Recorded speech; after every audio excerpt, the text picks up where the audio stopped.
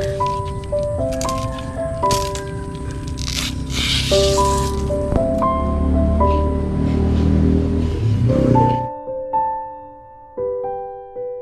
ayan po mga kabayan, nandito na tayo.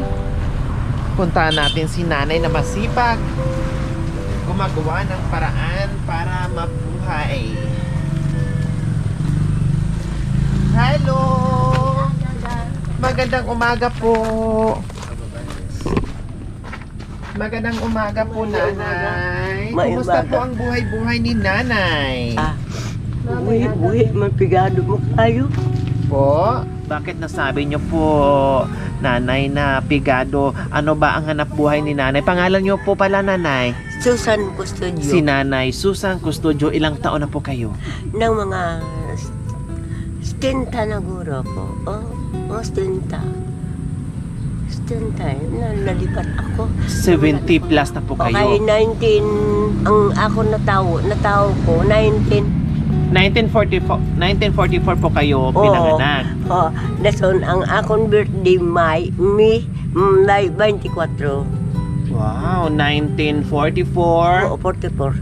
1944. 78 na po kayo, Lula Susana. 78 ako. Opo, 2 taon na lang, 80 na po kayo. O kumusta? Ano ang anak buhay ngayon ni Nanay Susana? Nahago sa sinhigo, ibaligya para makakata ko. Bakal ako kape ko, may kinanglanan ko. Di ko na ang bigado kami di mga bugas na mo, hindi kami nakawan. Di kalulungis ako, anak, wala man po na paayo. Di siling buligan talang ka mo. Makakakuan gid ako. Gabulig ka rin sa mga anak mo, nanay. Kasi pigado man sila. Pigado man sila kayo. Di ko mapatala ako. Mga bukon mangi ko, mabuga mangi ko. Kaya ano mo na karoon ka, pigado gid ako ya kayo. Ano, ginaubo ako ha. Ginabasalain pa matiyag ko. Sige lang, ginakuan ko lang para lang makakwarta man ako. Makabalig ako sa silig ko. Opo. Kung ano lang ang akon. Budlay bala, wala ka utod bala, no? Opo. Nasaan ngayon ang mister nyo? Ang akin mister yan yun, na namatay sa Namatay ano. na. Oo. Tapos ilan po ang anak nyo? Namatay naman ang akon ika-3 nga bana, O pila kabilog lahat ang anak mo, nanay? 6. Ano? 3 ang lalaki, ang babae 3. Opo. Kason, ano man anak Opo. ako? So ayan po si Nanay Susana, 78 years old. Sabi niya, although merong tumutulong sa kanya na anak, no, na nagpapakain sa kanya, kailang sabi niya, nakita niya na talagang hirapin po sa buhay, kaya siya ay kaya pang kumilos kahit papaano sa paraan na dito sa paggawa ng walis, no, na kahit papaano ay makatulong daw po siya dahil naaawa siya sa anak niya dahil mahirap lang din daw po yung buhay. So ito yung tinitinda ni nanay, no, tukog kung sa Bisaya, no, walis tingting, no, kung sa Tagalog. Ito yung ginagawa ni nanay na paraan at dinadala niya sa market at binibenta niya. So ito po yung finished product ni Nanay Susana. So magkano po ang ganiri, nanay? 25. 25. Oo. Tapos makailang piraso kayong ganito na maibenta nyo? Mabinta ko sila mga kontabi-kabilo, 8. 8. Oo. So 25. Isang ganito. Araw-araw po yon? Oo. Araw-araw na inalibot ko na doon sa Ginalako-lako nyo. So, araw-araw po pala mga kababayan, no, sabi ni nanay kanina, kahit meron siyang iniinda, masakit ang katawan niya.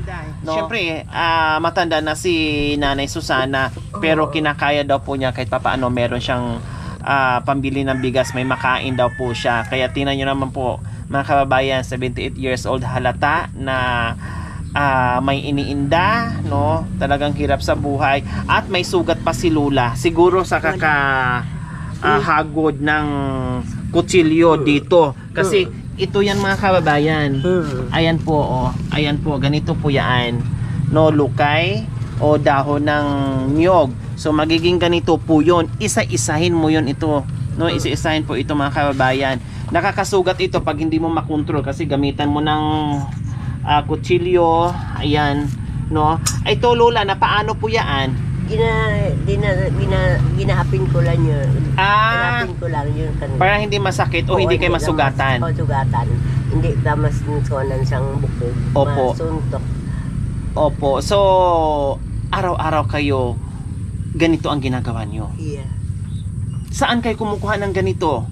Sa baybay ko yun. Nangihingi kayo Oo. or yung mga naglaglagan? Nagalaglag ang mga lugi. Pulot lang. Pulot ko lang. Nadala. So mga pulot-pulot lang po pala ito mga kababayan kasi walang sariling nyugan. So syempre kung ano lang yung nagkanda hulog-hulog doon sa nyugan, no? Pinupulot ni Lola kahit papaano napakinabangan at kikita pa si Lola Susana. Okay, Lola Susana, sa umagang ito, meron kaming surprise sa inyo. Oh, bakit ganina bungad pa lang Lola, parang naghipi, nag-iyak kayo? Naiiyak ako kay na daw na ako pala ng nakasubuan man ako. Nasubuan ako kay wala na ako utod, wala man ko ginikanan na natulula na. Sige lang ako, ang pinapanan ko lang para makahagos ko sa lig, makabaligya man ako sa mukan. Pero amo na naginapanan ko, naluwi ko sa mga anak ko. Pasok mga Ruhilios.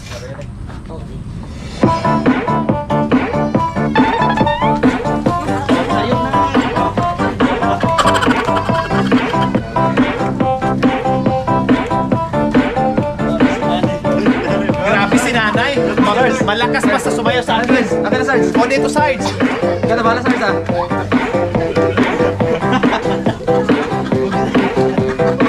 Oh, panis kay nanay. Mas magaling sumayaw si nanay.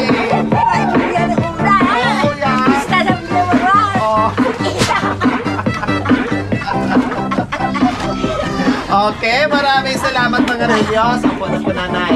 Salamat nanay at talagang napaindak din si Nanay Susana sumabay sa mga bagets. Akala nyo 78 years old pero grabe sumayaw si nanay. Talo ang mga bagets nating Ruhilios. No? Talagang napaindak, hindi napigilan ni nanay. Kanina bungad pa lang napaiyak, ngayon napatawa sa saya. Ano nga ba ang daladala ng mga Ruhilios ngayon? Nay, may isang sakong bigas ka na, Nay. Wow! Basahin May mo, isang Nay.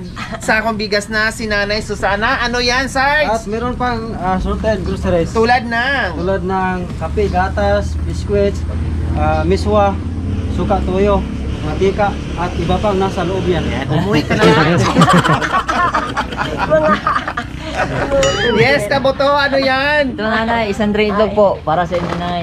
Yes, Nanay Susana, ano ngayon sa Balatyagon nyo na nakatanggap kayo ngayon ng biyaya?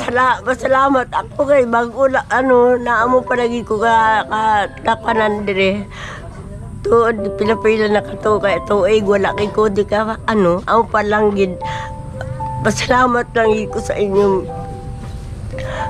Amo na gid pasalamat lang Ginoo. Lipay na si Nanay Susana? Di pa Masaya na? masaya na ka. Ayan. So sabi ni Nanay Susana, matagal na daw siya dito, first time niyang makatanggap ng ganitong biyaya, no? First time ni Nanay Susana, kaya hindi niya akalain na darating tayo at makabiyaya si Nanay Susana. Syempre, hindi lang yan, no? Bigas at groceries, itlog, meron ka pang cash, Nanay Susana! Salamat Ida, salamat din sa inyo na. Oh, di ba? Ano baklo ni Nanay mamaya? Mga battery sa radyo ko. Battery sa radyo. Bakal kasang ulam ha, sudaan ha, tapos ipaluto mo na lang sa anak mo para kahit papaano meron kayong pagsalusuluhan mamaya ha, tapos pabakal kasang battery para may ara ka kalingawan ha, Nanay Susana ha. O ano ngayon ang mensahe mo sa mga biyaya na nag-abot gid sa imo karon na adlaw? Salamat sa pag biyakon ko sa inyo, bulig ka mo sa akon. Kapigado ko, tungod sa kapigado gid lang nagalibog ang ulo ko, kundi na ako makakuha sang kwarta, makakuha sang akon kwan. Di kabaligya ko sang silhig, amo naman ibaligya na ibakal naman sa pagkaon dire. Kay sus, Niko, amo lang ni naluuyan ko. Ang bata ko nga agot, nga lalaki. Amo lang ni naluuyan ko. Kaya nga wala sing obra. Surasing ko kaluyan ng sa Ginoo. Nga hindi lang ko pabayaan. Nga magkuhan ako sa iya. Panagato ako sa Ginoo, Yes nagasimba po, ako. tama po kay nanay.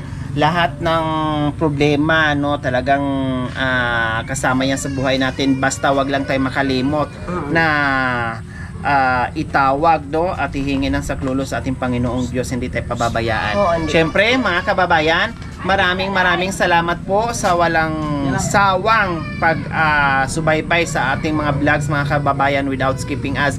At meron na naman tayong napasaya na lula ngayon na hindi niya akalain, mga kababayan, na tayo makarating dito at makapagbigay ng biyaya na talagang malaking tulong ni Nanay Susana, kasi sabi niya dito lang siya talaga kumukuha at tumutulong sa anak niya, kasi yung anak na tinitirahan niya dito, mga kababayan, ay mahirap lang din po, and then sa kagustuhan niya, no, at mayroon man siyang iniinda pero gumagawa din siya ng paraan para makatulong. So talagang yung mga ginagawa natin, yung ating mission, mga kababayan, ay talagang hindi inaakala, no, malaking tulong po talaga yung pagtulong niyo po sa akin, mga kababayan, yung pakikiisa niyo po sa akin. Ngayon po, ito po ang nagagawa natin sa araw-araw, yung mission natin na walang katapusan na biyaya na binabahagi at iniikot natin dito sa Negros Occidental sa abot ng ating makakaya. Maraming salamat po.